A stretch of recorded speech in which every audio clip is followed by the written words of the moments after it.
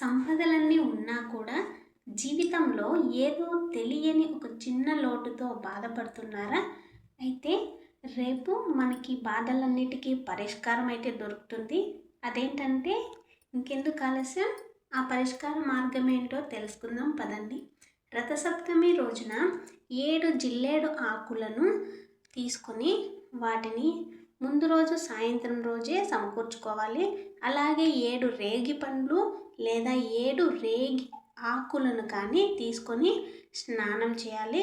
అదేవిధంగా స్నానం చేసే సమయంలో ఈరోజు మనము ముఖ్యంగా నది స్నానం చేయకుండా ఇంట్లో చేసేవారు ఈ స్తోత్రం చదవాలి.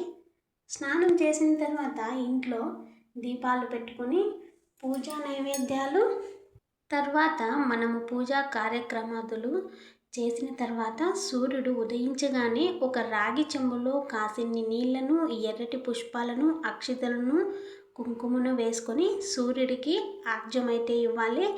ఇలా మనము సూర్య నమస్కారం చేసి ఆర్ఘ్యం ఇవ్వడం వలన సూర్యదేవుని కరుణా కటాక్షాలు మన మీద ఉండి మనకు ఈ మెంటల్ టెన్షన్స్ కానీ లేకపోతే ఏదైనా సమస్యలు కానీ ఇంట్లో హెల్త్ ప్రాబ్లమ్స్ ఉన్నా కానీ అన్నిటినైతే పారిపోయేలా చేస్తాడు.